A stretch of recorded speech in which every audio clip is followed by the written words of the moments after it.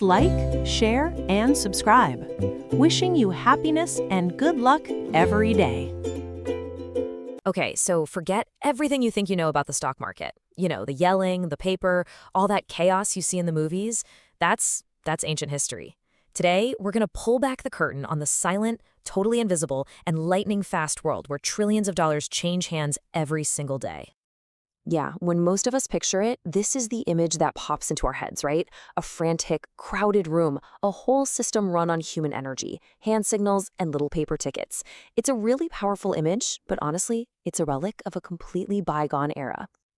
The real action today, it happens in places like this. Quiet, cold data centers, just packed with servers. The only sound is the hum of machines, processing millions of trades faster than you can blink. This isn't about human emotion anymore. It's a world of pure, cold, hard technology. So how on earth did we get from a physical room full of people to a global network of silent machines? Well, it's an incredible journey of ingenuity, competition, and technological leaps that completely, and I mean completely, reshaped the world of finance. You know, our whole journey from shouts to servers has a few key moments. It starts way back in 1792 with something called the Buttonwood Agreement, basically the birth of the NYSE. Fast forward to 1971, and NASDAQ shows up as the first fully electronic exchange. But the real game changer, the big bang for the market we know today, happened in 2001 with what seemed like a tiny, insignificant rule change. That event was called decimalization, and it is the perfect example of how one little regulatory tweak can have these massive, unforeseen consequences that just completely remake an entire industry from the ground up. So here's the crucial point. Before 2001, stock prices moved in fractions. The smallest possible step, or tick, was 1/16 of a dollar. The SEC mandated a switch to pennies. It was supposed to be just a simple, modernizing rule to make prices easier for all of us to understand. But the impact? Whoa. It was immediate and devastating. The spread, that's the gap between the buy and sell price, it collapsed by over 80%. For the human market makers on the floor, whose entire living was based on that spread, it was basically an extinction-level event. Their business model just vanished, almost overnight. And this just kicked off a crazy chain reaction. With the old market makers gone, exchanges desperately needed a new way to attract liquidity, a ready supply of buyers and sellers for any stock. Their solution was something called the maker-taker model. They started paying a tiny rebate to traders who provided that liquidity and charging a small fee to those who took it. And just like that, a brand new game was born. If you could trade fast enough and in huge volumes, you could make a fortune just by collecting those tiny little rebates. This new incentive structure gave birth to an entirely new species of trader, one built not on human intuition, but on pure, unadulterated speed, high-frequency trading, or HFT. HFT is all about leveraging technology to be faster than everyone else. I mean, we're talking about firms putting their servers in the same data centers as the exchanges, just to shave off microseconds from connection times. The goal isn't one big score. It's about making a fraction of a penny on millions and millions of trades every single day. And were they successful? Oh, you have no idea. This new technological arms race quickly took over the entire market. At its peak, HFT firms were responsible for more than 60% of all stock trading in the United States. The machines had officially taken over. But here's the thing. While HFT was taking over the public exchanges, another, much more hidden world of trading was also exploding in popularity. And this is where the market starts to get truly strange. The crucial thing to get here is that if you want to buy or sell a stock today, the orders aren't all just sitting in one central place like the NYSE. Instead, they are fragmented. They're scattered all over the place across dozens of different venues, or watering holes, as some people call them. And what might really surprise you is that a huge chunk of all trading, we're talking up to 40%, now happens off-exchange in private venues where the orders aren't publicly displayed. They are intentionally invisible. The most famous of these off-exchange venues are very aptly named dark pools. These are private exchanges, often run by big banks, and they are designed for one very specific purpose: to operate in complete secrecy. Okay, so imagine you're a huge mutual fund and you need to sell, say, 1 million shares of Apple. If you just dump that massive order onto the public NYSE, everybody sees it, the price is going to plummet, and you'll get a terrible deal. A dark pool lets you find a buyer for that huge block of stock without tipping your hand to the rest of the market. The benefit is stability for these large trades, but the downside is that a massive piece of the market is operating in the shadows, hidden from public view, which raises some pretty fundamental questions about transparency and fairness. So today's market is this incredibly complex ecosystem. You've got the traditional lit exchanges that we all know, you've got dozens of these dark pools, you have single dealer platforms, and these massive liquidity events at the opening and closing auctions. It's a dizzying landscape to navigate, even for the pros. So what does this all mean for the market that we all rely on today? What's the bottom line for anyone trying to participate in this new world? Well, the complexity is just staggering. On top of all those dark pools, there are now 15 different registered stock exchanges in the US alone. Every single one is a separate pool of liquidity, and to get the best price, you have to be able to see and access all of them at once in microseconds. So the main takeaway here is that the simple act of buying or selling a stock is no longer simple at all. It has become an incredibly sophisticated technological challenge. It's a constant battle for microseconds and the best possible information across a fragmented and often invisible market. And all of this leaves us with one last provocative thought. In a market that's dominated by algorithms, executing trades in the dark, and competing on advantages measured in the time it takes light to travel just a few feet, what does a truly fair market even look like anymore? That's the question traders and regulators are still grappling with every single day. You know, stock trading used to be all about people in colorful jackets shouting and waving their hands on a packed trading floor. Today, it's a completely different world. It's a world of silent servers, algorithms trading faster than a blink of an eye, and a level of complexity that is, frankly, mind-bending. We are going to unpack the incredible story of how we got from there to here. It's a story of genius, fierce competition, and some absolutely wild technology. Think about it. You're on your phone. You see a stock you like. You tap buy. Done. Seems so simple, right? Well, behind that single tap is this massive, intricate system that's been built and rebuilt over 200 years.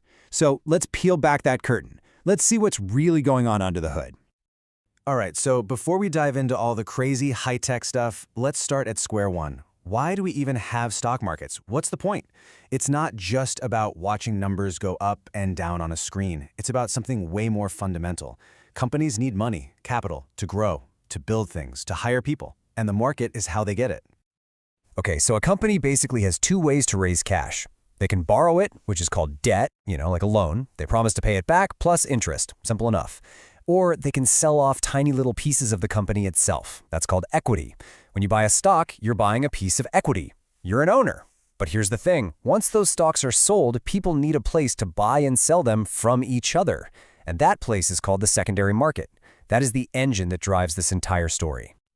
For almost 200 years, that marketplace was a single physical place. Imagine all the trading for a stock happening in one giant swimming pool. All the buyers, all the sellers, all in one spot. But then technology came along, and that one big pool just shattered into 1,000 tiny puddles. So the old ways started way back in 1792 with the New York Stock Exchange. A bunch of guys met under a buttonwood tree and agreed to trade with each other. And for the next 200 years, that was pretty much it. But then in 1969, a company called Instinet built the first electronic network.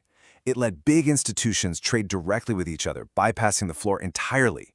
Whoa. And then just 2 years later, NASDAQ launched as the first completely electronic stock market. The game was changing and fast. Look, the old system had its problems. It was all happening in one building in New York, so it was slow. And those early agreements basically made it a private club. It was pretty exclusive. The big promise of going electronic was that it would solve all of this. It would make trading faster, cheaper, and open to way more people. But, and there's always a but, isn't there? This awesome solution created a brand new problem, a really complex one. Instead of one place to go to buy a stock, there were suddenly dozens of different electronic exchanges. We call this liquidity fragmentation. Remember that big swimming pool? Well, now the water is scattered across all these little puddles, and trying to find the best price across all of them? Yeah, that suddenly got a whole lot harder. Now, if you're a huge investor, this new fragmented world is kind of scary. Imagine you want to buy 1 million shares of a stock. If you place that giant order on a public exchange, everyone sees it. The price could shoot up before your order's even finished. So the solution was something with a very cool name: dark pools. These are private exchanges where you can trade huge blocks of stock completely anonymously without tipping your hand to the rest of the market. And these are a huge part of the system today, making up 30 to 40% of all trading volume. So now we've got an electronic, fragmented market. Some of it's happening in the open, some of it's in these shadowy dark pools. And just when you thought it couldn't get more complicated, a single tiny rule change was about to kick off an absolutely insane technology arms race. A race for pure, unadulterated speed. It all happened in 2001. The SEC made what seemed like a boring technical change. They said stocks would now be priced in pennies, decimals, instead of fractions. Now, this sounds small, right? But the old minimum price jump was a 1/16 of a dollar. That's more than 6 cents. The new minimum jump was just 1 cent. And that tiny change absolutely crushed the profit margin for the traditional traders who made the market work.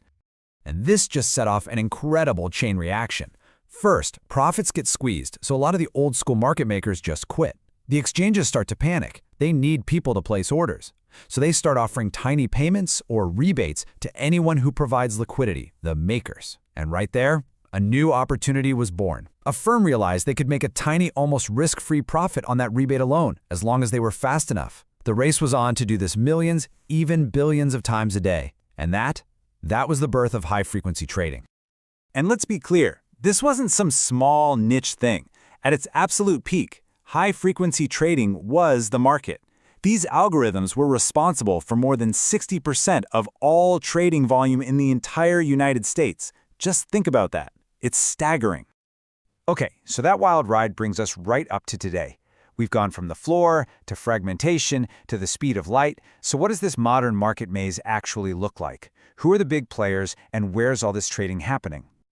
If we paint with a broad brush, there are really 4 main groups. You've got your long-term investors, think big mutual funds like Vanguard or Fidelity, they're in it for the long haul. Then you've got hedge funds like Citadel, running all sorts of complex, often much faster strategies.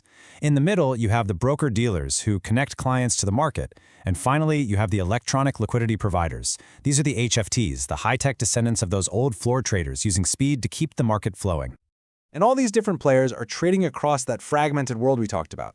About 60 to 70% of all the action still happens on public or lit exchanges like the NYSE and NASDAQ. But that means a massive chunk, 30 to 40%, is happening off-exchange, in those private dark pools and other internal venues. Okay, so with all of this complexity, all these venues, all these different players, how does a simple buy order from you actually find a sell order from me? Well, it all comes down to one brilliant core concept. It's called the limit order book, and you can think of it as the central nervous system of every modern stock exchange. It's just a live, constantly updating electronic list of every single buy order and every single sell order for a stock. And it's all perfectly organized, first by the best price, and then by who got there first. This is the simple, elegant machine that makes the whole market work. So when you send an order to that order book, you have to make a choice, a really fundamental trade-off. Do you care more about speed, or do you care more about price? A market order basically screams, "Get me in right now, I'll take whatever the best price is." It guarantees you get your trade done, but you don't know the exact price. A limit order, on the other hand, says, "Hey, I'm only willing to trade if I get this specific price or something even better." It guarantees your price, but there's no guarantee your trade will happen at all. So there you have it. We went from a physical room full of shouting traders to a fragmented global network of servers and dark pools, all fueling a tech arms race measured in microseconds. This entire incredible system has been relentlessly optimized for one thing: speed. But that leaves us with one really critical question. In building the fastest market in human history, did we also build the fairest?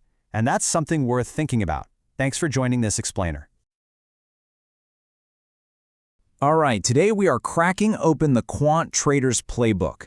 We're going to follow the breadcrumbs, from that raw, chaotic pulse of the market, all the way to the surprisingly elegant math that tries to predict its very next move. So let's dive right in. So this right here, this is the core belief that drives, literally trillions of dollars in today's markets. Think about it. Every single buy order, every sell, even a canceled order. It all leaves behind this tiny digital footprint. And the whole game, the big idea, is that if you can just read those footprints correctly, you might just see where the path is headed, even if it's only for a split second. Okay, but before we could even think about finding a path, we have to deal with the data. And trust me, it's not some gentle stream. It's a full-blown, high-frequency, chaotic tsunami of information. So what's job number one for any quant? Well, it's pretty simple. Just don't drown. And this is what that tsunami looks like up close. This is the raw reality. It's not just a nice, clean list of trades, right? We're seeing everything. You've got B for a buy order, S for a sell, C when someone cancels an order, E for an execution, and look at the timestamps. Every single event is stamped down to the nanosecond, and they're all arriving at completely random, irregular times. It's a mess. A really high-speed, messy process. It is not that clean line you see on a chart. So, the big question is, how on earth do you turn that chaos into something you can actually analyze? I mean, you can't build a model on a bunch of random, unevenly spaced events, right? It just won't work. The very first step is to impose some order, and that process, it's called aggregation. Aggregation is absolutely the crucial first step. Here, think of it like this. Imagine trying to understand a minute of a song by looking at every single individual sound wave. It'd be impossible, right? Just a wall of noise. But what if you just calculated the average volume for that minute? See? That's aggregation. We're doing the same thing here. We take that messy stream of market events, and we chop it up into clean, equal time slices, let's say 1-minute chunks, and then we just summarize everything that happened inside. So here's exactly how it works. We take all those chaotic little ticks from the raw data feed, and we start grouping them into, say, 1-minute buckets. Then, for each of those buckets, we calculate 4 really important numbers: the open price, the high, the low, and the close price. And just like that, poof, that messy, crazy stream of events, it becomes this clean, uniform series of price bars. Now that is data we can actually start working with. Okay, so now our data is clean. It's orderly, and this is where the real hunt begins. We're not just organizing data anymore. No, we're interrogating it. We are looking for patterns. We're listening for these faint statistical echoes of the past that just might ripple into the future. But here's the thing. Before we can even start looking for patterns, our data has to be, well-behaved. And the key concept here is something called stationarity. A stationary series, you can think of it like a calm river. You know, it's flowing steadily within its banks. Its average level, how much it varies, it's all pretty constant. You can kind of predict its behavior. But a non-stationary series, that's the same river during a massive flood. Its level is all over the place, its behavior is totally unpredictable, and most importantly, all of our fancy statistical tools, they just completely break down. So, okay, how do we actually listen for those echoes? Well, our main tool for the job is called the autocorrelation function, or ACF for short. Put simply, the ACF is a diagnostic tool. It shows us exactly how much today's value is connected to yesterday's value, and the day before that, and the day before that, and so on. It's our way of systematically measuring the strength of the memory in our data. All right, let's start with a baseline. What does no pattern look like? So on the left, we've got pure random data. Quants call this white noise. Now look at its ACF plot on the right. See all those little vertical lines? Notice how they're all staying inside that light blue shaded area. That blue zone is basically the don't care zone. It's the area of statistical insignificance. This is telling us loud and clear there's no meaningful connection here, no memory. The past holds zero information about the future. It's useless. But now look at this. This is the moment we've been waiting for. This is the aha moment. Do you see that huge spike at the very first position, lag 1? It's sticking way out of that blue zone. That, right there, is our statistical proof. It's a smoking gun. It tells us that the value right now is significantly connected to the value from just one period ago. We found it. We found an echo. We found a memory. So once we've confirmed there's a memory there, that a pattern actually exists, the next step is to build a model that can capture it. This is where we shift gears, right? We go from diagnosing the problem to writing a prescription. We're actually building the mathematical engine that's designed to remember these patterns we just found. Now, when it comes to remembering, there are really 2 main ways a model can do it. The first type is called autoregressive, or AR. These are pretty intuitive. They basically say, hey, today's price is a function of yesterday's price. Simple. The other type is called moving average, or MA, and these are a little more clever. They say today's price is a function of our past mistakes, the errors our forecasts made yesterday. So you see the difference? One remembers the past result, the other remembers the past surprise. Okay, this all sounds pretty good, right? We've got our building blocks. But there's a huge problem. Remember how we said all this only works if our data is stationary, like that calm river? Well, guess what? Most real financial data, especially prices, isn't calm. Not at all. It trends. And that is the central challenge for every quant. If a stock price is generally trending upwards over months or years, its average price is obviously not constant. That means it's non-stationary. And when that happens, all our cool pattern-finding tools, they just break. So what do? Here's exactly what that problem looks like in the real world. You can see this series is clearly trending up. The average value way back in the early years is way lower than the average in the later years. This completely shatters our stationarity assumption. And trying to build a model on this directly, well, that's like we said before.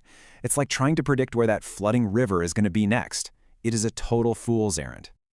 So what's the solution? Well, it's actually surprisingly simple and kind of beautiful in a mathematical way. It's called differencing. Here's the trick. Instead of trying to model the price itself, we model the change in price from one period to the next. Think about a hot air balloon rising. Trying to predict its exact altitude is really hard because it's always changing, right? But what if you just track its rate of ascent? Maybe it's rising at a steady 10 feet per minute. Now that number is stable and much easier to work with. Differencing is just our way of switching from looking at the changing altitude to looking at that stable rate of ascent. And this brings all the pieces together into our final model. We take our AR part, the autoregressive piece that remembers past values. We take our MA part, the moving average piece that remembers past mistakes. And then we stick an I right in the middle. The I stands for integrated, which is just the fancy term for that differencing trick we just learned. And what do you get? You get the ARIMA model. This thing is an absolute workhorse of forecasting, specifically built to handle exactly this kind of trending, messy, real-world data.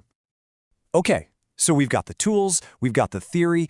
Let's pull back the curtain and see how a quant actually puts this all into practice to build a real predictive model. And it's a really rigorous scientific process. It's not just guesswork. First up is identification. That's where you use tools like that ACF plot to figure out what kind of model pieces you need. AR, MA, or maybe a mix. Second, estimation. You feed the data into your chosen model and let the computer figure out the best settings. Third, and this one is crucial, is checking. You have to look at your model's mistakes. If the mistakes themselves have a pattern, it means your model missed something important. You want those errors to look like that random white noise we saw earlier. And finally, the moment of truth, validation. You test your shiny new model on data it has never seen before to see if it actually works. Okay, now after all that elegant math and all that rigorous process, it's time for a big dose of reality. This quote is from a study all the way back in 1944. A guy named Alfred Cowles analyzed thousands of forecasts from the so-called professionals of his day, and his conclusion? It was pretty sobering. He found that even the very best of them were barely any better than just flipping a coin. The takeaway is that this work it's just incredibly difficult, and the signals we're looking for, if they're even there at all, are unbelievably faint. And this really gets to the heart of the great paradox of quantitative finance. We just walked through this whole sophisticated process, all designed to find and model the echoes of the past. But what happens when the future decides to sing a completely new song? You know, in a market that's driven by breaking news, by human fear and greed, by some wild new invention, the hardest part isn't finding the pattern in the data you already have. The greatest challenge, the billion-dollar question, is knowing when that pattern is about to shatter completely. Welcome to The Explainer. Today, we're peeling back the curtain on the powerful mathematical toolkit that quantitative analysts, the quants, use to find signals in the absolute chaos of financial markets. We're going to see how they take what looks like just random noise and somehow turn it into predictable patterns. So let's kick things off with a question that really gets to the heart of all this. Just imagine two stocks, right? Both of them are bouncing all over the place, seemingly at random. But what if their chaotic paths were actually connected, linked by some kind of invisible thread we just couldn't see at first? You see, that's because the market isn't just a big pile of individual assets each doing their own thing. It's more like a deeply interconnected web. A price change in one tiny corner of the market can send shockwaves everywhere else. And understanding these hidden connections, well, that's the whole game. To make any sense of this crazy web, you need tools that can look at a whole bunch of things at the same time. And this brings us to the first model in our toolkit, multivariate regression. Okay, so what on earth does that actually mean? Well, in the world of finance, it lets us predict the returns of an entire portfolio of stocks all at once using common market factors like, say, interest rates or oil prices. So instead of just looking at each stock by itself, we get this complete picture of how the whole group reacts when the market shifts. I mean, sure, you could analyze each stock separately, but you'd be missing the forest for the trees, right? The real power of this model is that it knows these stocks don't exist in a vacuum. It looks at them as this interconnected system, and it actually accounts for how they all influence each other. But here's the catch. Looking at everything all at once can be, well, a little overwhelming. You're just flooded with data. And honestly, most of it is just random noise, not a real signal. So how do you filter it out? Yep, exactly. It's just so much noise. With thousands of data points for every single asset, updating every single second, finding the true drivers of the market can feel like trying to hear a whisper in the middle of a hurricane. You've got to find a way to simplify things. And that brings us to our next incredibly clever tool. The solution is a statistical technique called principal component analysis, or PCA for short. The best way to think of it is like a super powerful data filter. So here's the deal with PCA. It takes all that market chaos and basically funnels it down into just a handful of principal components. You can think of them as super factors. It finds a few big underlying themes that are driving most of the movement. This lets analysts just ignore all the distracting noise and focus only on what's really moving the needle. All right, so now that we've got a way to filter out the static, we can start looking for something really, really powerful. These hidden, stable relationships between assets. And this brings us to a fascinating concept, often explained with a classic analogy. Take a look at these two currency exchange rates from back in the 2008-2009 financial crisis. On their own, their paths look completely bonkers, right? Totally random and unpredictable. It's like watching two drunkards wandering aimlessly down the street. You have no idea where they're going to go next. But what if those two drunkards were secretly holding hands? Or maybe they're tied together by a leash. They can still wander around, sure, but they can't wander too far apart from each other. That, right there, is the beautiful idea behind co-integration. And this is the aha moment. The path of each individual drunkard is what we call non-stationary. It just wanders off and doesn't really return to a central point. But when you plot the distance between them, all of a sudden, this stable, predictable pattern just emerges from the chaos. This new series is stationary. It hovers around an average, which makes it forecastable. That's the hidden leash. The source material puts it perfectly, if a bit formally. It says that even when the individual assets look completely wild and non-stationary, they can be tied together by a stable, long-run equilibrium. Let me tell you, finding one of these relationships is like striking gold for a quant trader. Okay, this all sounds great in theory, but how do traders actually use these mathematical tools to find real opportunities in the market? Let's take a look at a real example. So we're going to use the data provided right in the source, looking at 5 major currencies against the US dollar. And the big question is, during the extreme volatility of the global financial crisis, was there a stable, co-integrating relationship hiding between them? Now, this table might look a little intimidating, but the idea is actually pretty simple. It's the result of a statistical search. Think of the test statistic column as the strength of the relationship we found in the data. The critical value is the benchmark, the bar you have to clear to be statistically confident. Now, as you can see, our test statistic is consistently a little less than the critical value.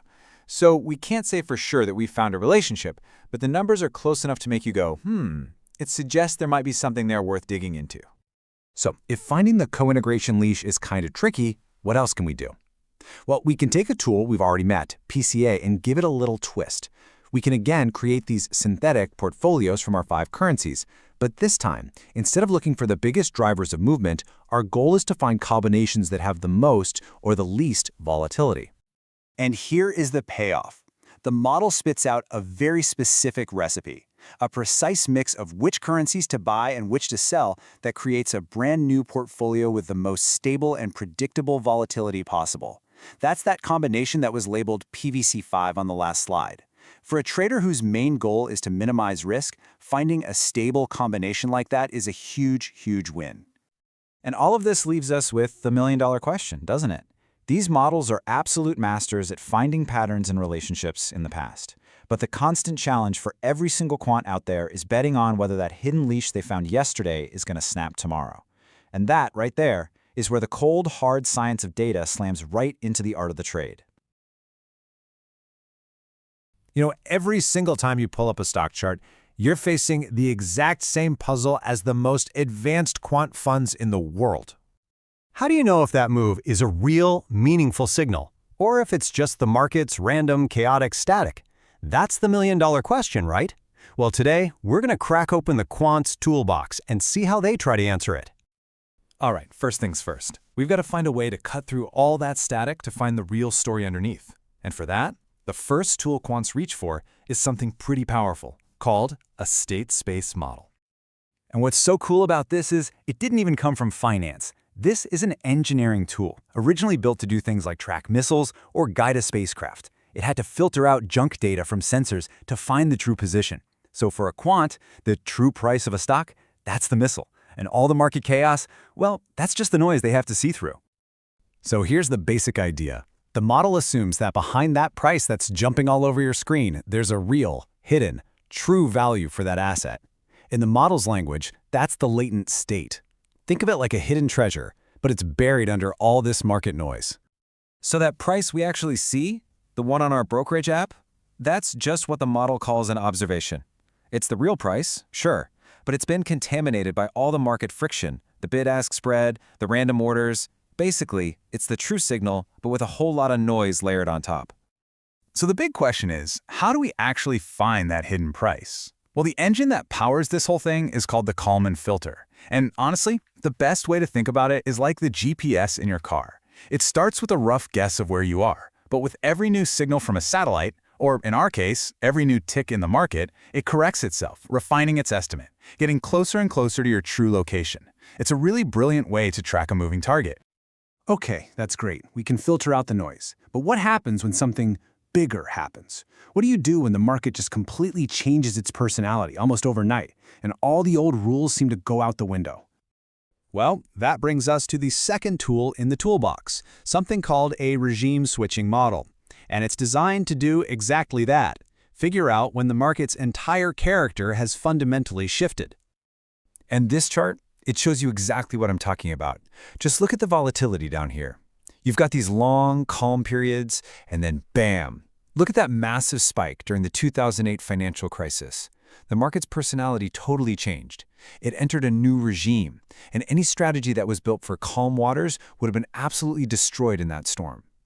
So the key idea here is that the market can exist in a few different states. You could have a high volatility state or a calm, low volatility state. The model's job is basically to be a weatherman for the market, constantly calculating the probability of which weather system, which regime, we're actually in right now. And for a trader, knowing the regime is everything. Why? Because you've got two main types.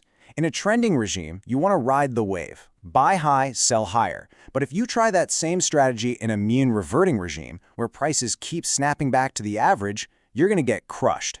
Using the right strategy in the wrong regime is the fastest way to lose money. All right, so we're getting pretty good. We can analyze price to find signals and figure out the market's mood. But is that it? Is price the only piece of the puzzle? Or is there something else, maybe hiding in plain sight, that could give us another clue? Oh, you bet there is. Let's talk about trading volume. You know, it's so much more than just that little bar at the bottom of the chart. It's like a window into the market's conviction, a signal of information flow. And when you actually look at the data, this connection just jumps right out at you. See how the spikes in volatility line up almost perfectly with the spikes in volume? They move together. That is definitely not a coincidence. This is actually one of those big, known truths in finance. So what's the theory? Well, it's all about information. When big news hits, two things happen. The price moves, and a whole lot of people start trading on that news. Volume, at the end of the day, is just the footprint that new information leaves on the market. Okay, now we're going to shift gears. I want you to zoom in with me. I mean, way in. We're leaving the world of daily charts behind and diving into the crazy microsecond world of high-frequency trading. And down here, the data is a totally different beast. See, at this time scale, you don't get data in neat little packages every minute or every hour. Nope, you get what are called ticks, just this random irregular stream of events. A trade happens, then a new quote appears 500 microseconds later, then maybe nothing for 2 milliseconds. Your normal time series models, they just can't handle this kind of data. But here's the thing, even in all that chaos, there are still patterns. And one of the most famous ones is this U-shape you see during the trading day. You get this crazy flurry of activity right at the open, then things quiet down around lunchtime, and then it goes wild again right into the close. The timing of the trades itself becomes the signal. And when you have data like this, you need a very special kind of tool. It's called a point process model. Its whole job, instead of looking at price, is to analyze the time between events. It's all about modeling the rhythm of the market, trying to predict when the next big burst of action is going to hit. All right, so we've looked at some pretty heavy-duty statistical models. But the last set of tools in the modern quant's arsenal, well, it comes from a whole different universe, machine learning. First, you've got neural networks. The simplest way to think about them is as superpowered pattern finders. They can look at tons of different things all at once, price, volume, news, you name it, and find these really complex hidden connections that we humans would just never see on our own. And then there's reinforcement learning. And this is a whole other level. It's basically like teaching an AI to trade by playing a video game over and over. The AI, the agent, tries something, like placing an order. If it makes money, it gets a reward. If it loses, it gets a penalty. And it just does this millions of times, learning and getting smarter. The amazing part is, it's not just following our rules, it's discovering brand new strategies all on its own. And all of this kind of leads to one big final question, doesn't it? We've gone from just filtering out noise to spotting huge market shifts, and now we're building AIs that can literally teach themselves how to trade.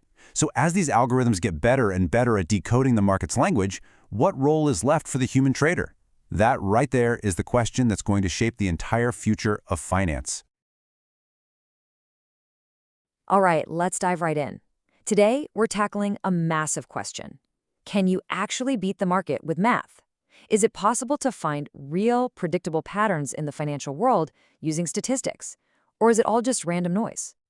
So here's the fundamental challenge, right? The market feels chaotic. For every person who thinks they've found a secret formula, there's an economist saying, no way, it's totally unpredictable. But what if it's not? What if buried deep inside all that data, there are clues we can follow? And this slide really nails that core conflict. On one side, you've got the classic efficient market hypothesis. This is the idea that all the info is already baked into a stock's price, so there's no edge to be found. But on the other side, you have statistical arbitrage. This belief that, yeah, the market is mostly efficient, but it makes little mistakes. It creates these tiny, short-term anomalies that can be exploited if you're quick enough. You know, this hunt for an edge is not new at all. It goes way, way back to the 1700s in Japan, with rice traders using candlestick patterns to get a feel for the market.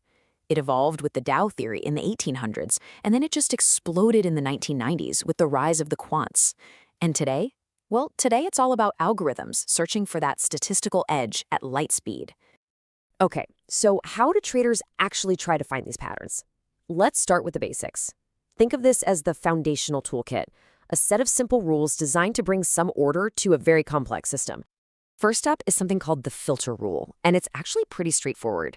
The logic is, let's say a stock moves up by 5% from a recent low point. That's your signal to buy. You then hang on to it until it falls 5% from its new high. At that point, you'd sell.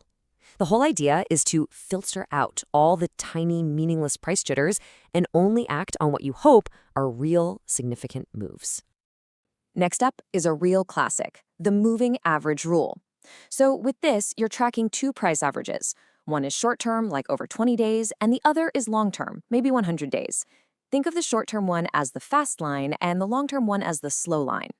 When that fast line crosses above the slow one, it's a buy signal. It suggests momentum is building. And when it crosses below, well, that's your cue to sell. So the key takeaway for both of these strategies is that they're what we call trend following. They're built on one simple bet, that a movement that has already started is more likely to continue than to reverse. It's basically the physics of the market. An object in motion tends to stay in motion. But just following the big trends, that's just scratching the surface. Now, let's get into something a little more elegant. A strategy that, get this, doesn't really care which way the overall market is heading. The idea is called pairs trading, and the core concept is that some stocks are kind of like Siamese twins. Think about two big competitors, like Coke and Pepsi, or Ford and GM. They're separate companies for sure, but they're in the same business, facing the same economic winds, so their stock prices tend to dance to a similar rhythm. And this is where it gets really cool. What happens when that relationship temporarily breaks down? I mean, look at these charts. You can see how the prices of these paired stocks, which should really move in lockstep, sometimes just drift apart. And that gap that opens up between them, that is the potential opportunity. This visual just says it all, doesn't it? Here are the prices of Royal Dutch and Shell, rescaled so they start at the same point. See how they wiggle and weave their own little paths, but they never stray that far from each other. It's like they're connected by a rubber band. They can stretch apart for a bit, but they always tend to snap back toward each other. And that snapping back has a name: mean reversion. It's the statistical theory that over time, things tend to gravitate back to their average. So in pairs trading, you're not betting on the market going up or down. You're simply betting on that historical relationship, on that rubber band snapping back into place.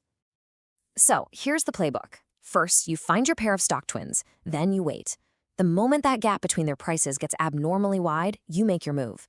You short the stock that's shot up too high, and you buy the one that's fallen behind. Then you just wait for the gap to close. You make money when they come back together, no matter what the rest of the market did. Okay, I know what you're thinking. These strategies seem pretty clever. They look fantastic on paper, but, and this is a huge but, this brings us to a massive critical problem in the world of statistical trading. I mean, it's the obvious question, isn't it? If you can just run these simple rules on historical data and find these profitable little patterns, why aren't we all billionaires by now? Well, the answer lies in a trap that is incredibly easy to fall into. That trap is called data snooping, and it is the cardinal sin of testing trading models. It's what happens when you use the exact same historical data to discover a pattern and then to test how profitable it is. You end up creating a rule that works perfectly on the past, but has absolutely no predictive power for the future. And this isn't some abstract academic concern. As researchers Bajgrovich and Scalit pointed out back in 2012, you have to be really wary of the common technical indicators you see plastered all over investment websites. They can look amazing in a backtest, but that performance often vanishes once you factor in real-world costs and the bias from data snooping. So here's the bottom line. If you search long enough in any pile of data, you will always find some random pattern. The danger isn't that you'll fail to find a winning strategy from the past. The danger is that you'll find a complete fluke, a coincidence, and you'll mistake it for a genuine, repeatable law of the market. So is the whole quest hopeless then? Not at all. It just means that the search for a real, lasting edge has to get a whole lot more sophisticated. And this is where modern quant trading really lives. Instead of just looking at historical prices, today's strategies are pulling in all sorts of other data. They're looking at the live order book, the list of buy and sell orders to spot imbalances. They're analyzing the tiny details of how trades are happening, not just the final price. It's about getting a much richer, more granular picture of the market in real time. Another powerful strategy that has proven to be surprisingly robust is momentum. It's kind of like a supercharged version of the trend-following stuff we saw earlier. The idea is to systematically buy the stocks that have been performing well lately, the winners, and sell or short the ones that have been doing poorly, the losers. But no matter how complex the strategy gets, it all has to be judged by one simple yardstick. That's where something like the Sharpe ratio comes in.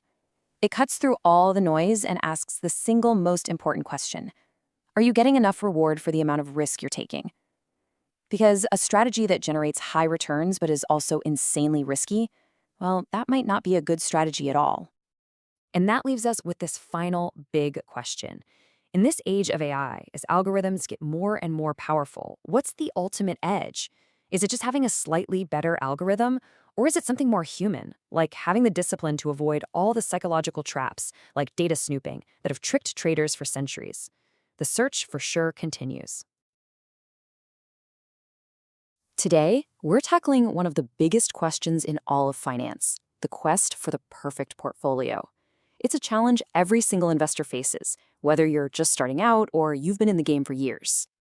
I mean, at the end of the day, this is what investing is all about, right? It's this constant tug of war. You want the biggest returns you can possibly get, but you also, want to be able to sleep at night. So where's that sweet spot? How do you even begin to measure the risk you're taking versus the reward you hope to get? So here's the crazy part. This giant question, it actually has a beautiful, elegant, Nobel Prize-winning answer. Seriously, a mathematical framework that completely changed the game. But, and this is a big but, there's a twist.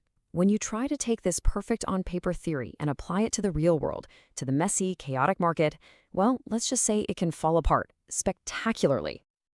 Okay, so to really get why it breaks down, we first have to appreciate just how revolutionary the original idea was.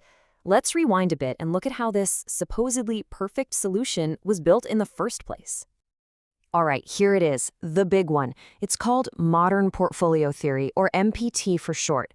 This was the brainchild of Harry Markowitz, and it was the first time anyone had a real mathematical answer to that core question. The whole point was to figure out, with math, the one best combination of assets to get you that perfect balance of risk and return. And this is the genius of it. You see, before Markowitz, everyone just looked at the risk of each stock by itself. But his big aha moment was realizing that's not what matters. What really matters is how your assets move together. It's all about correlation. Think about it. If one stock zigs while another one zags, they kind of cancel each other out, right? That smooths out the ride. That is the magic of diversification, but put into mathematical terms. Okay, so this chart might look a little intense, but it's actually pretty simple. Imagine every single possible portfolio you could ever build is a dot on this graph. The higher up you go, the more return you expect to make. The further to the right you go, the more risk you're taking on. You can think of that as the bumpiness of your investment journey. More right means a wilder ride. So with all those millions of dots, how do you find the best ones? Well, they all live on this specific curved line. It's called the efficient frontier. And what it means is, for any amount of risk you're willing to stomach, the point on this line gives you the absolute highest return you can get. Any portfolio that's a dot below that line, it's just worse. You're taking on risk you're not getting paid for. But wait, it gets even cooler. What happens when you throw in something totally risk-free, like a government bond? Well, you can draw a straight line from that risk-free rate that just touches our curvy frontier at one single perfect spot. This new line, the capital market line, represents a whole new set of portfolios that are actually even better. They give you a better bang for your risk buck than anything on the old curve. And this all leads to a conclusion that is, well, it's pretty mind-blowing. It's called the one fund theorem. And what it says is that there is one single perfect fund of risky assets for everyone. That one spot where the straight line touches the curve. That's it. And if you're a conservative investor, you just mix a little of that fund with a lot of risk-free stuff. If you're aggressive, you do the opposite. It's a radical idea, and it's basically the entire philosophical foundation for passive index funds. So you can see why it won a Nobel Prize, right? It's beautiful, it's elegant, it seems perfect. But, like we said at the top, when you take this beautiful idea out of the classroom and into the real world, things start to get messy, really messy. Yeah, this quote really nails the problem. The model is just brittle, it's fragile. The perfect portfolios it recommends are incredibly sensitive to the numbers you plug in. And what are those numbers? They're basically just our best guesses about the future. We're forecasting returns, volatility, correlations, and we're often wrong. Just look at how wild this is. This table shows you exactly what we mean. Check out that top row. We change our guess about an asset's volatility by just 3%, a tiny adjustment, and the model flips from telling us to put almost 20% of our money in it to telling us to short it by 14%. That is a massive swing. Or look at the bottom one. Change your return forecast from 5% to 6%, and suddenly the model wants you to nearly triple your position. It's just not stable. And this garbage in, garbage out problem gets exponentially worse the more stocks you have. You want to build one of these portfolios for the Russell 3000 index? You'd need to estimate 4.5 million different numbers. That's every stock's relationship with every other stock. A tiny error in just one of those can send the whole thing haywire. The whole model just magnifies your mistakes. This is what leads to one of the most stunning, almost embarrassing findings in finance. Researchers decided to test this super sophisticated Nobel Prize-winning model against the dumbest strategy imaginable. Just split your money equally between all your stocks, the 1/n strategy. And guess what? A lot of the time, the dumb strategy actually wins. Why? Because it's not pretending to know the future. It doesn't rely on millions of faulty inputs. So, is that it? Is the whole thing a bust? Well, no, not at all. It just means the original theory was, well, version 1.0. The core idea was brilliant, but it needed some serious upgrades, and that's what's happened since. Quants and finance pros have developed a whole new set of tools to make these ideas actually work in the real world. So, solution number 1 started with a simple realization. Risk is not just one thing. The original model, the CAPM, basically thought all risk was about how a stock moved with the overall market, its beta. But we all know that's not the whole story, right? There are so many other things that can affect a stock's price. And that brings us to something called arbitrage pricing theory, or APT. This is a much more sophisticated model. It says, hey, let's look at multiple risk factors, things like inflation surprises, changes in interest rates, or even stuff like whether a company is a small cap or a value stock. You might have heard of the FAMA French factors. It's just a much more realistic picture of what actually drives returns. And we can even use cool techniques to let the data itself show us what risks are most important. Look at this chart. It's called a scree plot. It's a way of taking that giant, messy universe of risks and boiling it down to the essentials. And see that massive cliff after the very first bar? That's incredible. It's telling us that in this particular dataset, one single factor accounts for over 90% of all the risk. This helps us ignore the noise and focus on what truly matters. Okay, so that's one fix, get better risk factors. The second major solution is totally different. It attacks the problem at its source, the unstable mass.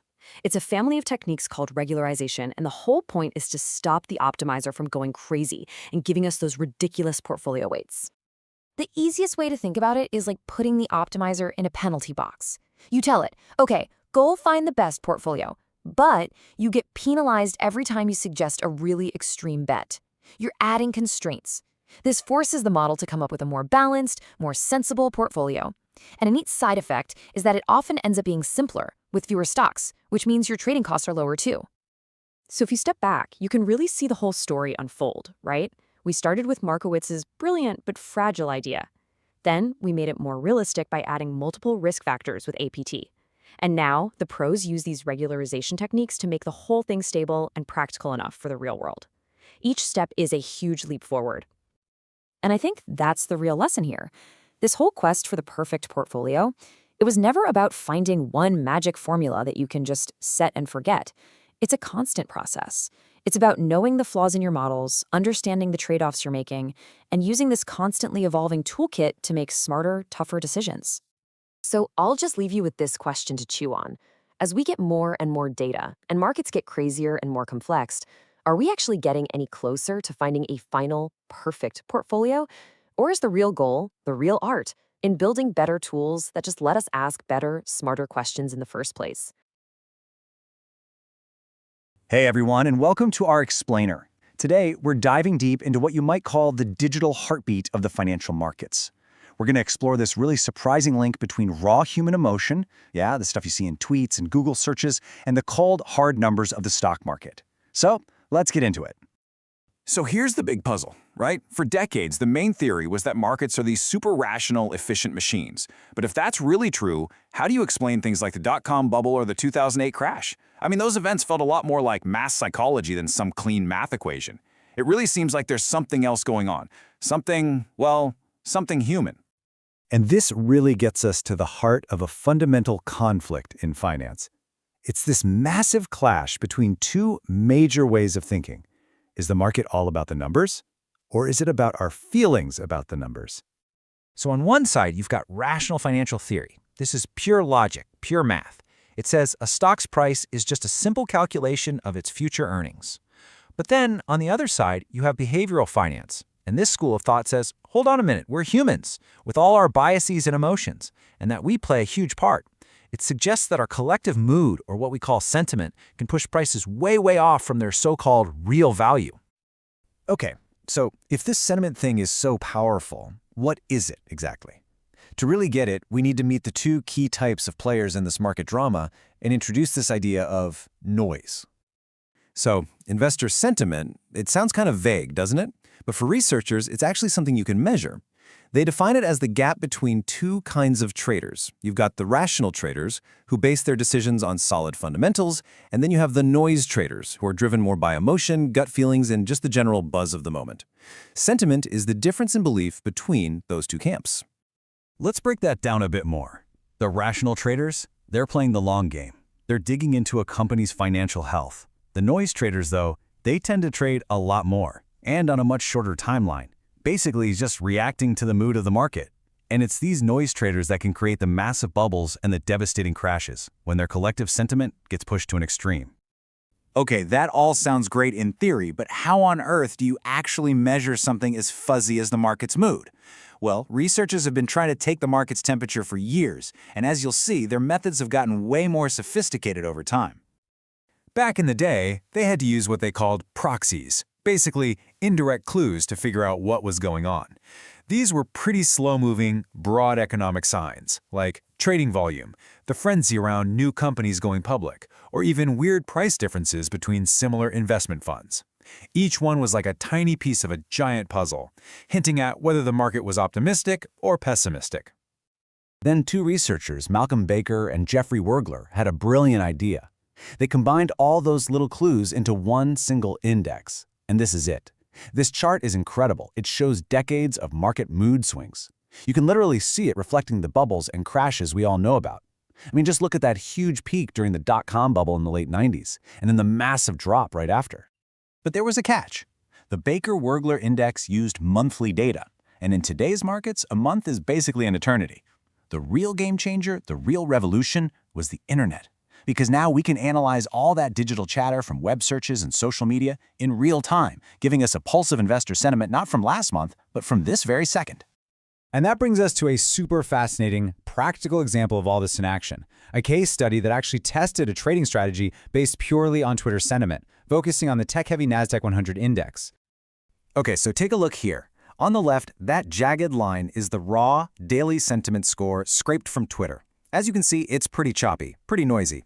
On the right, you've got the price of the NASDAQ 100 ETF. Just looking at the two, it's pretty tough to see a clear pattern, right? The big question is, can an algorithm find a profitable signal hiding in all that noise? Here's how the strategy worked. It's a classic model called a crossover. It's actually pretty simple. The algorithm tracks the very recent short-term mood, a 3-day average of Twitter sentiment. Then it compares that to the more stable long-term trend, which is a 30-day average. The rule is simple. When the short-term mood gets more optimistic and crosses above the long-term trend, you buy.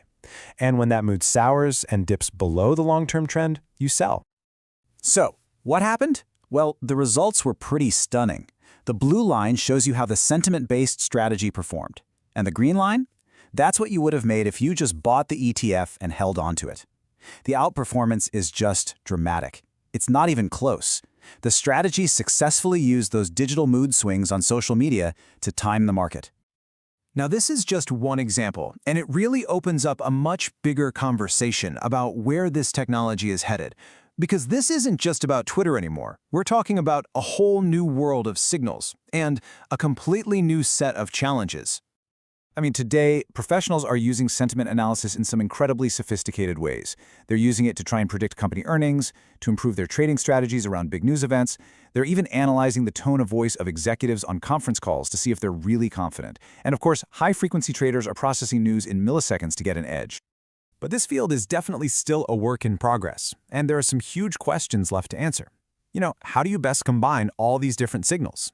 How do you filter out the genuinely valuable insights from all the junk and noise on social media? And maybe most importantly, how long does a signal like this actually work before the market adapts and it just fades away? And all of this leaves us with one last, really thought-provoking question. We started out asking if markets were rational or emotional, and it turns out they're kind of both. But as algorithms get better and better at reading and even predicting our collective emotions, it makes you wonder, who's really in control here? Are we driving the market, or are the machines that can read our minds now taking the wheel? Thanks for watching. Imagine you had to write a single set of instructions to fly two completely different aircraft, say a fighter jet and a hot air balloon. It sounds impossible, right? Well, that's pretty much the challenge that developers face when they build a trading algorithm. It needs one core set of rules to navigate everything from the busiest, most chaotic stocks on the planet to the quietest, sleepiest corners of the market. It's a massive puzzle. So how do you actually program a robot to do this? How can the exact same logic possibly work for a behemoth like Amazon, which trades millions upon millions of shares every single day, and a tiny illiquid stock that might only trade a few thousand?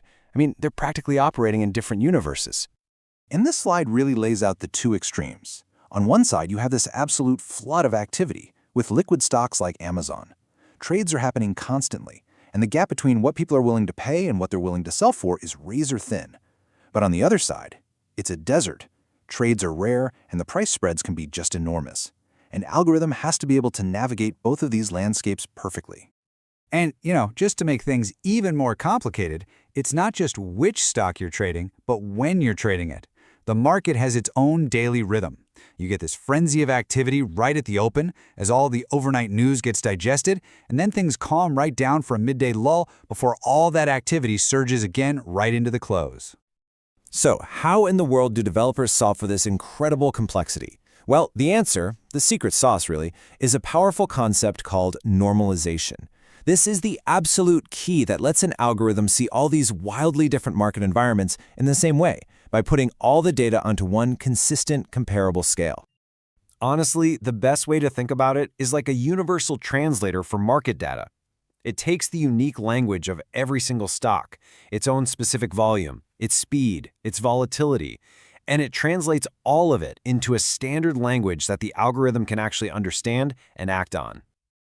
Okay, let's see how this works in practice with our first normalization tool. An algorithm needs to understand the true impact of an order. I mean, think about it. A 1 million share order might be a tiny drop in the ocean for one stock, but it could be a complete tidal wave for another. It's all relative. To solve this, algorithms use a metric you've probably heard of called average daily volume, or ADV. It's pretty simple. By comparing the size of any given order to the stock's typical daily volume, the algorithm can immediately figure out if the trade is actually large or small for that specific stock. And ADV isn't some static number you calculate once and forget about. As you can see from this chart for Amazon, it's constantly changing. The rolling 30-day average volume ebbs and flows with market activity. This means the algorithm has to constantly update its own understanding of what normal even is, just to stay in sync with the market. Okay, so size is taken care of. Next up, normalizing for time. Because for an algorithm, 1 minute of clock time in the world of Amazon is completely different from 1 minute for a slow, rarely traded stock. Each one moves to the beat of its own drum. It has its own internal speed. So to measure this, quants use a really cool concept called characteristic time. What it's really asking is, if you just place a passive order to buy or sell and wait in line, how long, on average, would you have to wait for it to get filled? It's a direct way to measure how fast that particular market is moving. And wow, the difference can be absolutely dramatic. Just look at this chart. For Amazon, the characteristic time is around 200 seconds, so a little over 3 minutes. But for that tiny stock, TLI, it's over 1,200 seconds. That's 20 minutes. An algorithm that doesn't adjust for that 6-fold difference in speed is essentially flying blind. So we've normalized for size and for time. But what about the price itself? Some stocks are pretty calm and stable, while others are just incredibly volatile, jumping all over the place. We need a way to normalize for this jumpiness. And for this, algorithms use mid-quote volatility. It's a way of measuring how many price ticks a stock's midpoint typically moves within one of its own characteristic time periods. This gives the algorithm a standardized measure of volatility, which lets it adapt its strategy whether it's trading a sleepy utility stock or a wild biotech company. All right, now let's zoom out a little bit. Normalization isn't just about individual stocks, it's also about understanding the rhythm of the entire trading day. And for decades, trading volume has followed this very predictable pattern. Super high at the open, a quiet lull in the middle, and then high again into the close. This classic U-shape is known as the volume smile. And here is a perfect example from one of Amazon's trading days. You can see that classic U-shape clear as day. High activity on the left at the open, then the big dip in the middle, and the surge on the right as we head into the close. For decades, this has been the reliable heartbeat of the market. But recently, something has started to change. That predictable, symmetrical smile is getting distorted. It's becoming much heavier on one side, turning into more of a smirk, as a huge amount of trading activity just piles up at the very, very end of the day. And here's the reason why. The massive shift of money into passive investments like ETFs means that more and more trading is specifically designed to execute at the official closing price. This systematically pushes a huge chunk of the day's total volume into the final minutes of trading, right into what's called the closing option. This creates these huge spikes in volatility right at the end of the day, which is a big challenge for some, but a massive opportunity for others. Okay, now let's get into the really advanced stuff. So far, we've mostly talked about how algorithms adapt to what the market is doing. But the most sophisticated algorithms, they actually try to predict it, even just a few seconds into the future, by reading the order book's body language. One of the most powerful signals here is something called, quote, imbalance. The logic behind it is actually super simple, but it's incredibly effective. You just compare the number of shares that want to be bought versus the number of shares that want to be sold at the very best prices. If you see a huge pile of buy orders and very few sell orders, well, that's a pretty strong hint the price is about to tick up. Algorithms use this imbalanced data to calculate a much smarter, more accurate, fair price, called the microprice. So instead of just taking the simple halfway point between the best bid and offer, the microprice is actually a weighted average that leans toward whichever side has more pressure. As this chart shows, when the imbalance is heavily tilted to the buy side, the microprice moves up from that simple midpoint toward the offer price, because that's where the true pressure is. So, why does all this matter? What's the big takeaway? It's that without all these normalization techniques, modern, large-scale, automated trading simply could not exist. It's the fundamental operating system that allows one single algorithm to trade intelligently across thousands of unique stocks in constantly changing conditions. And as we saw with that volume smirk, the market is always evolving. This quote really drives the point home. As more and more volume gets squeezed into the end of the day, understanding the dynamics of that closing period is becoming one of the most critical areas of research in all of finance. Which leaves us with a really fascinating question for the future. As passive investing continues to dominate and algorithms just keep getting smarter, the market is fundamentally reshaping itself around that closing bell. So, are we heading towards a future where the last minute of trading actually becomes more important than the entire 6.5 hours that came before it?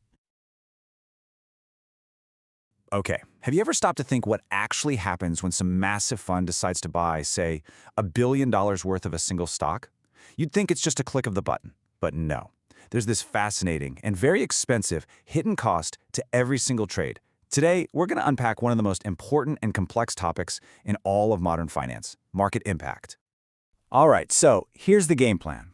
We're going to start with what I'm calling the billion-dollar ripple effect. Then, we'll get into the classic square root law that traders used for decades to predict it. We'll also break down the two key types of impact, the splash versus the wake. Then, we'll see how high-frequency trading just completely changed the rules.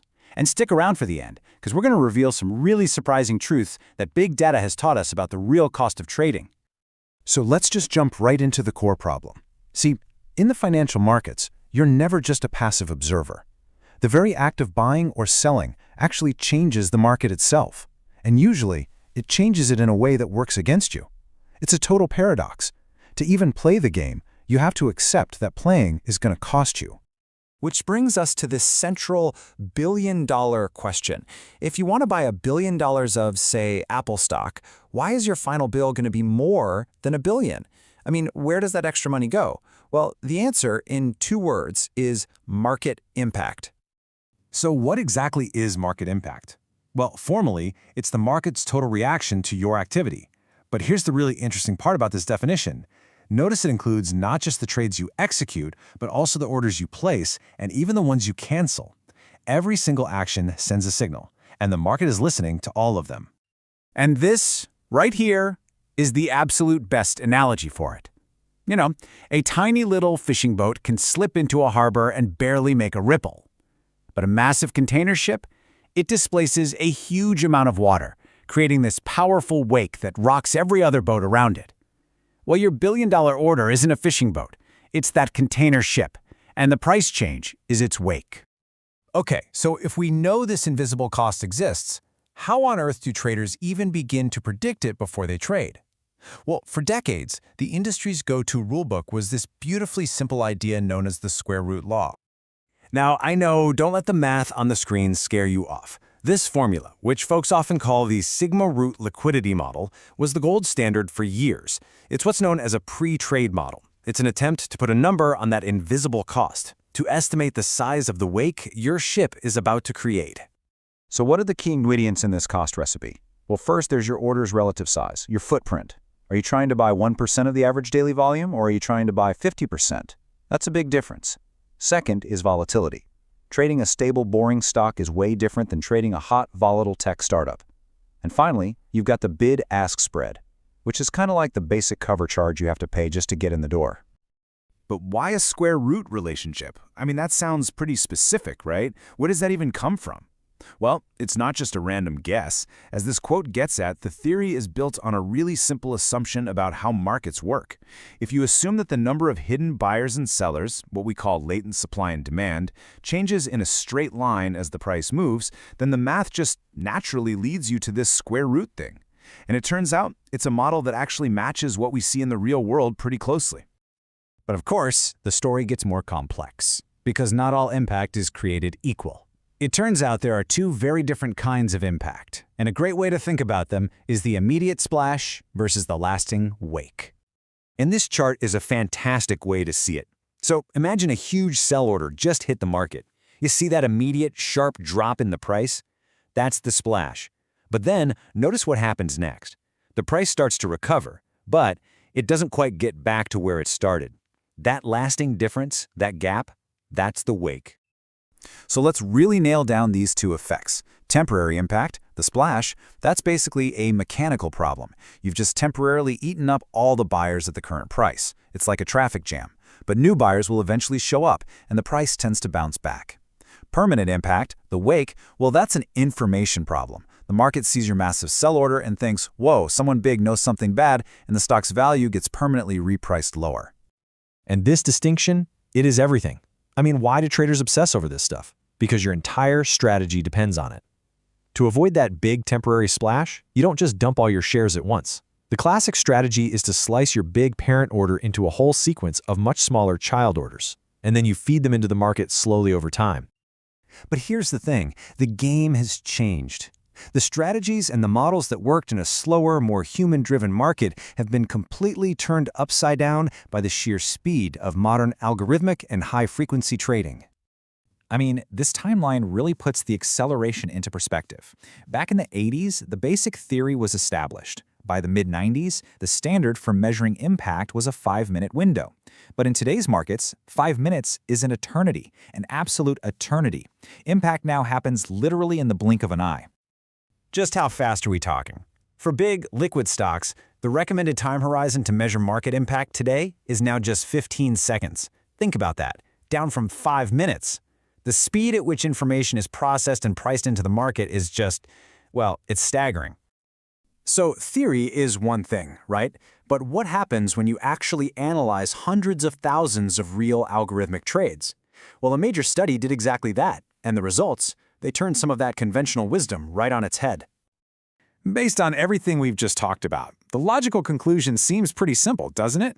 To be as stealthy as possible, you should just slice your parent order into thousands and thousands of tiny little child orders. That way you create the smallest possible splash with each one. I mean, it makes perfect sense, or does it? And this is where it gets really, really interesting. Take a second to look at this chart. On the vertical axis, you've got market impact. Higher is worse, obviously. On the bottom, you've got the size of the trade. Now, each colored line represents a different strategy for slicing up that trade. Look very closely at that black line, right at the bottom. That line represents orders that were broken into the fewest pieces. So, counterintuitively, the strategy that should have created the biggest splash actually resulted in the lowest overall impact. The conventional wisdom was just plain wrong. So what on earth is going on? Well, this quote from the researchers gives us the answer. It's all about information leakage. See, when you send a relentless stream of tiny little sell orders, you're not actually being stealthy. You're basically broadcasting your intentions to the entire market. High-frequency algorithms are designed to detect that exact pattern. They realize a large seller is active, and they trade against you, creating a permanent impact that ends up costing you way more in the long run. Now, the study also confirmed a bunch of other key truths. Unsurprisingly, the bigger your footprint and the more volatile the stock, the higher your costs are going to be. Being patient and executing over a longer period of time, that definitely helps, and it's usually cheaper to trade large, liquid companies. The real world of trading is just this incredibly complex dance between all of these competing factors. So, at the end of the day, market impact is this unavoidable hidden tax on trading. It's a complex blend of mechanics and information. In today's lightning-fast markets, the key isn't just about minimizing your splash, it's about managing the story that your trades are telling. Which leaves us with one final and I think crucial question.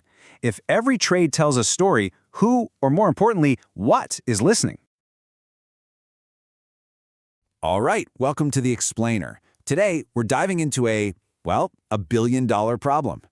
We're going to peel back the curtain on the hidden world of algorithmic trading, the incredibly complex machinery that moves huge amounts of money through the market every single second. So let's just start with a puzzle. Imagine you're a portfolio manager, and you get an order. Buy $1 billion worth of a single stock. Now, you obviously can't just whip out your phone and hit a button. An order that huge would send the price to the moon before you're even halfway done. So how do you do it? How do you buy that much stock without spooking the entire market? This, right here, is the core problem that these massive, multi-billion-dollar trading algorithms are built to solve. You know, your biggest enemy in this scenario isn't some other trader trying to outsmart you. No, it's the market itself reacting to you. It's a concept called market impact. If you try to buy too much, too fast, you basically create your own wave that pushes the price up against yourself. You literally end up paying more and more for each share simply because you're the one buying. So the name of the game is to be invisible, to leave the smallest footprint you possibly can. And that really gets to the heart of it all. It doesn't matter how fancy or complex the algorithm is, the goal is always the same: get the best price. But here's the catch, and it's a big one. That best price is a total phantom. It's the price the stock would have been if you'd never shown up to trade in the first place. The very act of trading changes reality, so you're basically chasing a target that you can never ever truly see. So, if you can't actually know the perfect price, how on earth do you keep score? Well, the industry's answer is a really powerful idea called implementation shortfall. It's pretty simple when you break it down. You just compare the average price you actually paid for the stock against the market price at the exact moment the decision was made to trade. That difference, that little gap, that's your execution cost, and it's the ultimate scorecard for how well you did your job. The first stabs at solving this puzzle were, elegantly simple. They didn't try to outsmart the market. They just tried to outdiscipline it. The first attempts weren't about being clever. They were all about being disciplined. The most straightforward approach was called TWAP, which basically imposes discipline through time. The logic is as simple as it sounds. If you have, say, 8 hours to trade, you chop up your billion-dollar order into tiny, equal-sized pieces, maybe one for every minute of the day. And then you execute them, like clockwork. It doesn't matter what the market is doing, you just keep going. And you can see that clockwork approach perfectly here. Just look at the blue bars. They're all pretty much the same height, right? It's just a steady, consistent pace from the opening bell to the close. The upside is predictability. But the downside? Well, it completely ignores the fact that the market has its own rhythm, its own pulse. And that natural rhythm of the market is what leads us to the next evolution, VWAP. This was about imposing discipline by following the crowd. See, traders notice that markets are busy at the open, they kind of quiet down for lunch, and then they get busy again into the close. So the thinking was, hey, instead of trading by the clock, why don't we trade with the crowd? And right here, we can see VWAP in action. See that huge burst of trading right at the beginning of the day? That's when market volume is highest. Then it kind of tapers off and picks back up again. The whole strategy is to hide in the crowd. By trading more when everyone else is trading, you've got a much better shot at camouflaging your billion-dollar order in all that noise. But even these smarter, schedule-based strategies have a fundamental flaw. They're based on what's happened in the past. The next big leap forward came when the quants stopped just looking at the clock and started asking a totally new question. What about risk? And just like that, the whole problem becomes this delicate balancing act. On one side of the scale, you've got your impact cost. If you trade too fast, you push the price up on yourself. But on the other side, you've got volatility risk. If you trade too slow, you give the market time to move against you for reasons that are totally out of your control. Now, this trade-off was officially put into mathematical terms in a groundbreaking paper that basically borrowed a key concept from portfolio management. The idea was to treat the execution of a single trade just like you're building a portfolio. You're trying to balance the expected cost against the potential risk. And this right here was the moment execution started to transform from an art into a real science. And this gives us a great look at their insight. The model actually creates a custom trading schedule based on a trader's risk aversion. So someone who's absolutely terrified of the market moving against them, well, they're going to trade much faster at the very beginning. You can see this front-loaded schedule here. They're basically making a choice to pay a higher impact cost up front just to avoid the risk of the unknown later in the day.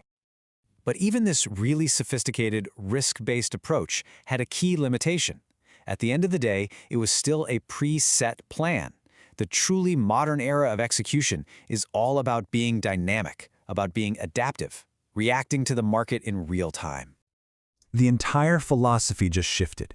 Instead of sticking to some rigid battle plan you cooked up in the morning, the algorithms became more like hunters, actively prowling the market, looking for opportunities to trade without being seen.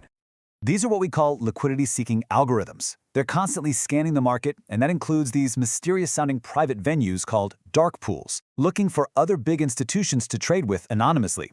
But this comes with a huge risk, and it's called adverse selection.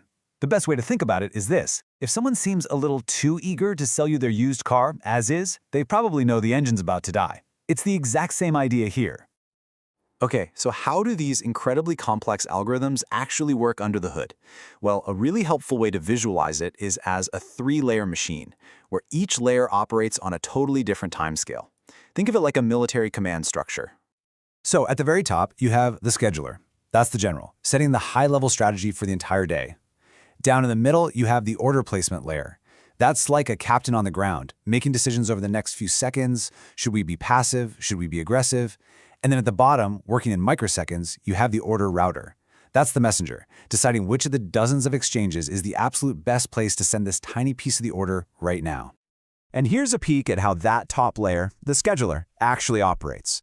It doesn't just blindly stick to that target blue line. No, instead, it creates this flexible trading zone by using those upper and lower bands as guardrails. This gives the layers below it permission to be opportunistic, to speed up when the conditions are great, or to slow down when things look choppy, all while keeping the master plan on track. So we've gone from these simple clock-based strategies all the way to complex adaptive hunters. After this entire evolution, what's the real key takeaway here? Well, the biggest takeaway is that this problem is not solved, not even close. There is no single best algorithm that just wins all the time. What's really emerged is this incredibly sophisticated toolbox of different strategies, and choosing the right tool for the job and constantly inventing new ones is at the very center of a never-ending technological arms race to find that elusive best price. And all this constant innovation leaves us with a pretty fascinating final question.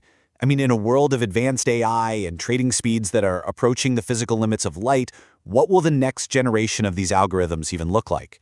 What does the next golden age of execution really have in store for us? Have you ever wondered what really happens in that split second when 1 million shares of a stock get traded? I mean, it's not just a single click. It's this incredible, secret, high-speed journey through the hidden plumbing of the financial world. And today, we're going to follow that signal from the very beginning all the way to the end. You probably imagine this one massive order just slamming into the market like a tidal wave, right? But the reality? Well, it's way more intricate, it's infinitely faster, and honestly, it's a lot cooler. So what is actually happening in that tiny fraction of a second? You know, the best way to think about it isn't some brute force event. It's more like a perfectly choreographed digital ballet. The trade order itself is like the baton, and it's being passed between these unbelievably powerful computers in a high-speed relay race, where each leg of the race is over in just microseconds. So where does a race like this even begin?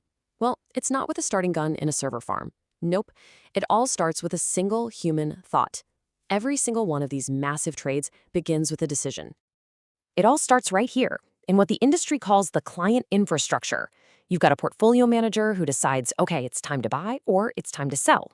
They pass that instruction to an execution trader. And that trader is the one who physically inputs the order and officially kicks off its incredible digital journey.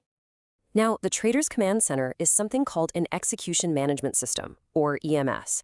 And just to be clear, this is not your average retail trading app, not even close. It's this super powerful dashboard that lets them pick their broker, select a very specific trading algorithm from a whole menu of options, set all the parameters, and then launch the trade. And boom, just like that, the baton is passed. The order leaves the client's world and just flies into the broker's incredibly complex network. This is the first handoff.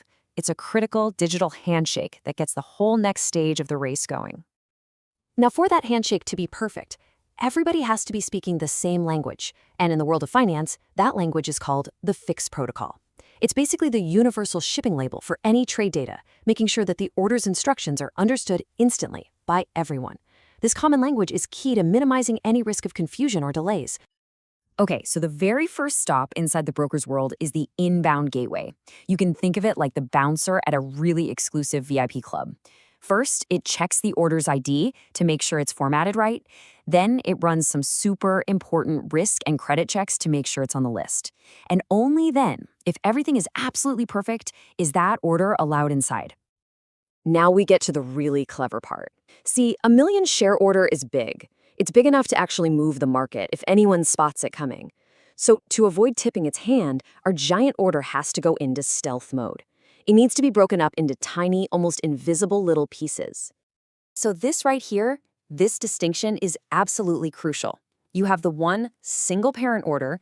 That's the original instruction for all 1,000,000 shares. But the system then shatters it into hundreds, or maybe even thousands, of smaller child orders.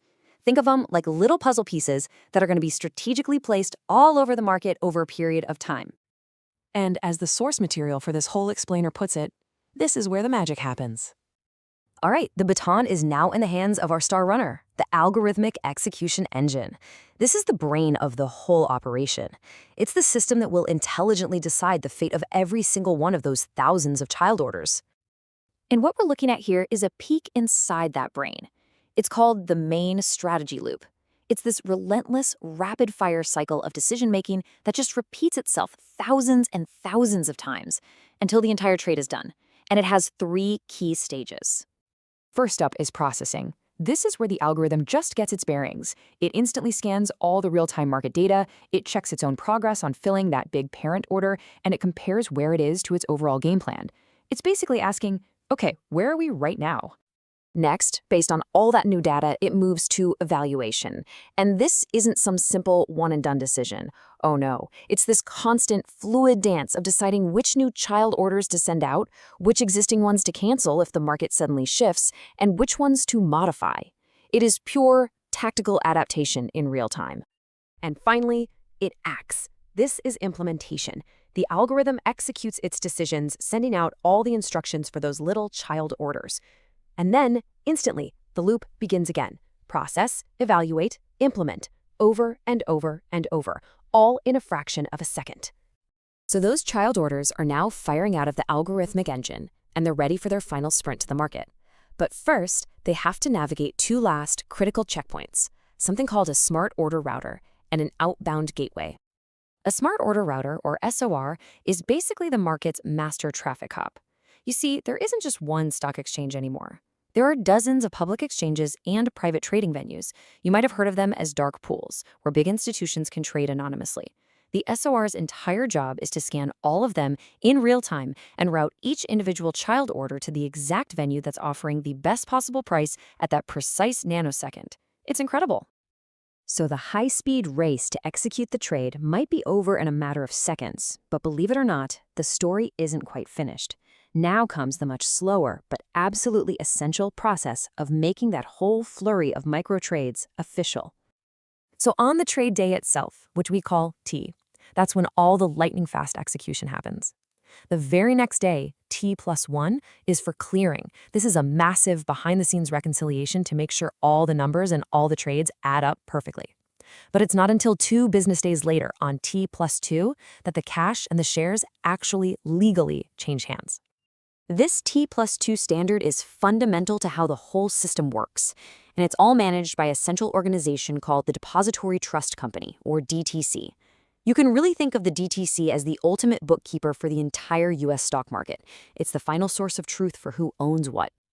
Now, it's important to understand that this system we've just described, while incredibly fast, is focused on one thing: getting the best possible price for the client. But there is an even faster world out there: high-frequency trading, or HFT. Their goal isn't just a good price. Their goal is speed itself. They're in a race to exploit tiny, fleeting price differences in a matter of nanoseconds. It is a controversial technological arms race that is constantly pushing the very limits of physics and finance. So from a single human thought to a nanosecond race between competing algorithms across dozens of hidden venues, the journey of a single trade is just a stunning feat of modern technology. But as these markets get ever faster, ever more complex, it does leave us with a pretty critical question to think about. In this incredible, nonstop race against time, who truly benefits? Thanks for joining us on this high-speed journey. In the world of high finance, we're talking about a place where billions can be made or lost in the blink of an eye. This is the world of algorithmic trading. But behind every single one of these lightning-fast algorithms, there's something you almost never see. This massive hidden infrastructure that's arguably even more complex than the code itself. So what does it really take to build an algorithm that can actually win in this super high-stakes digital arena?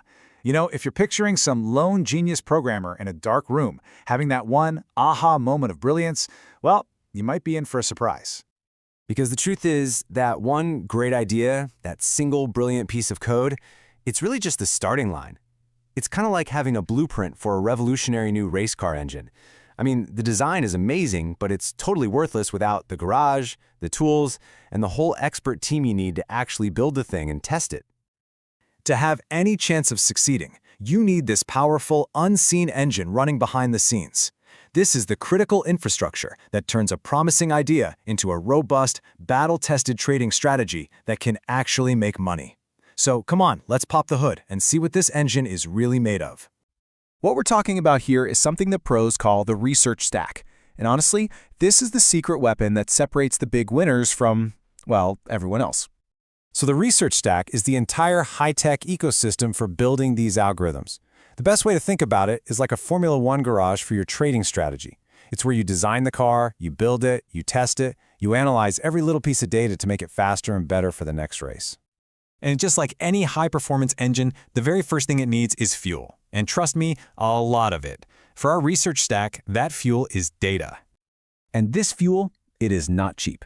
Get this. Just to get your hands on the most basic market data for a couple of years, you are looking at an initial investment of at least $75,000. That's a massive cost before you've even written one line of strategy code. It just shows you how incredibly high the barrier to entry really is. And the volume of data? It's just staggering. We are talking more than 18 gigabytes of compressed data, generated every single day. This isn't just big data anymore. It's a whole other animal. You need a highly specialized infrastructure just to be able to collect it, store it, and process it all without breaking a sweat. Now, this fuel comes in two main flavors. First, you've got your historical market data. Think of this like knowing all the past weather conditions and track surfaces for every racetrack on the planet. Then you have your historical transactional data, and that's your own car's performance logs. It's the detailed telemetry from all of your previous races, telling you exactly how your strategies performed out there in the real world, and you absolutely need both, no question. All right, so you've got the fuel. Now it is time to tune the engine. And in the world of quant finance, this supercritical process is called calibration. Calibration is this really painstaking process of creating and fine-tuning all the complex analytical models your algorithm depends on. We're talking things like volatility models, volume predictions, you name it. It's all about making sure every single component is perfectly dialed in for the live market, because a single miscalibrated model could cause the whole strategy to make some truly disastrous decisions.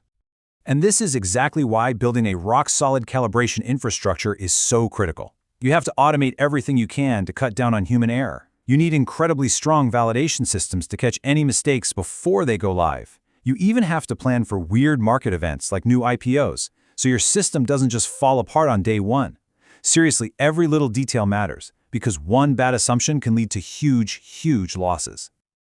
Okay, so our engine is tuned, it's all fueled up. Now you wouldn't take a brand new, untested race car straight to the championship, right? Of course not. You'd test it on a virtual racetrack first.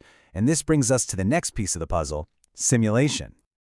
I mean, this is the fundamental question that every single quantitative researcher has to answer. How can you rigorously test your new strategy, push it to its absolute limits, and see how it holds up under pressure, all without risking a single dollar of actual money?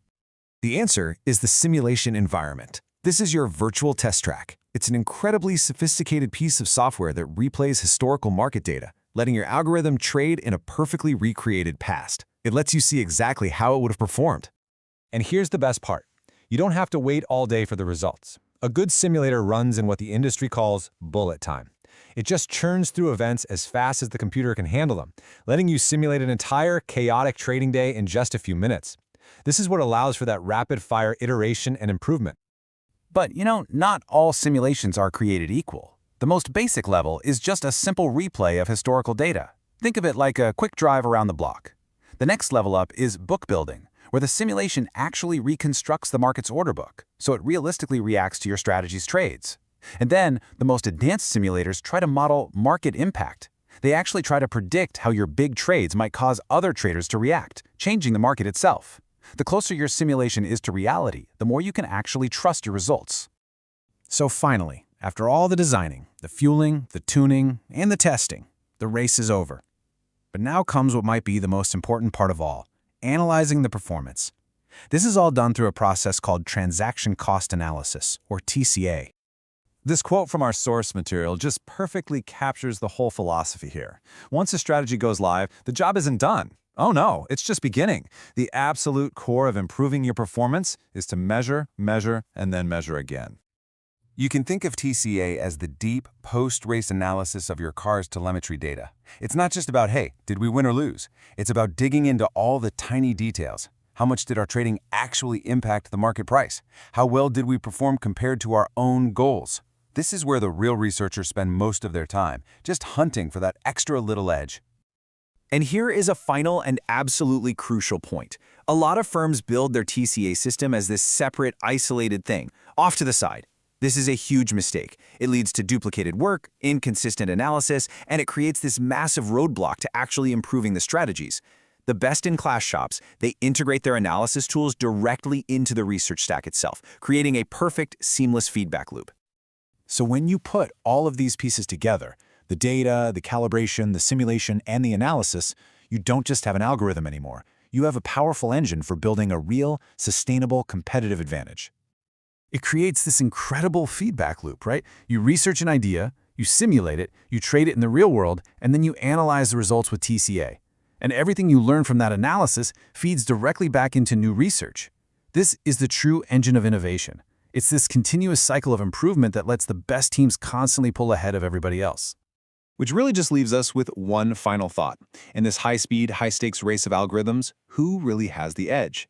Is it the team with the smartest strategy, the best driver? Or is it the team with the most powerful, flexible, and well-integrated research stack, the best engineered car?